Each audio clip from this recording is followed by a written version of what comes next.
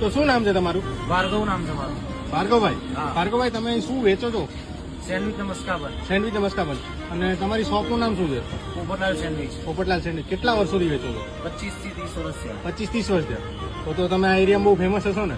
આટલામાં તો વાસણા મારો, પારડી મારો, કોઈ પૂછો પોપટલાલ સેન્ડવિચ તો તમને અહીંયા મૂકી જાય. એવું છે એમ? હા. તો તમે કઈ કઈ સેન્ડવિચ રાખો છો?